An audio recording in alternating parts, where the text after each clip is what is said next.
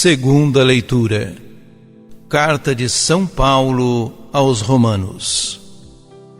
Irmãos, não foi por causa da lei, mas por causa da justiça que vem da fé, que Deus prometeu o mundo como herança a Abraão ou à sua descendência.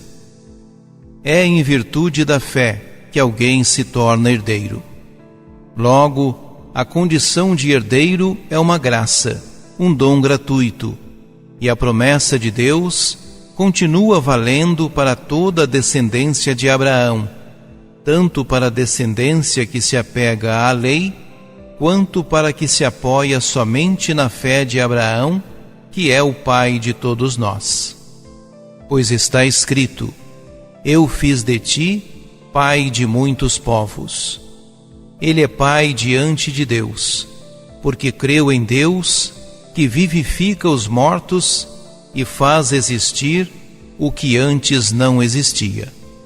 Contra toda a humana esperança, ele firmou-se na esperança e na fé.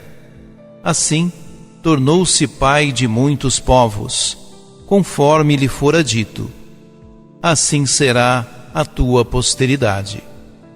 Esta sua atitude de fé lhe foi creditada como justiça. Palavra do Senhor.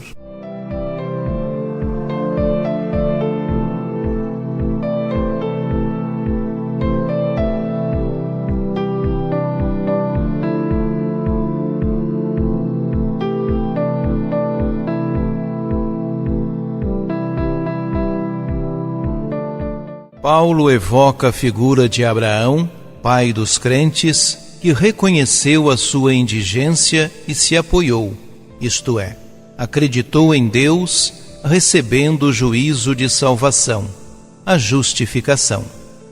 A sua indigência foi superada e pôde realizar a sua tarefa existencial, a sua obra, que naquelas circunstâncias consistia na sua paternidade para com Isaque.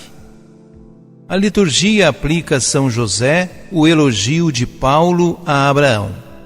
A fé do esposo de Maria, submetida a duras provas, manteve-se firme, fazendo dele homem justo e pai adotivo de Jesus. A sua resposta de fé manteve-se durante toda a sua vida. Por isso, colaborou com disponibilidade e generosidade no projeto de salvação a que Deus o associou. Se Abraão é tipo do cristão, José também o é. Abraão sabia-se condenado à morte, pois não teria descendência. Mas acreditou e recebeu uma grande descendência da mão de Deus. José aceitou ser pai de quem não era seu filho, mas filho de Deus e de Maria, e colaborou na geração da humanidade nova, nascida da morte e da ressurreição de Cristo.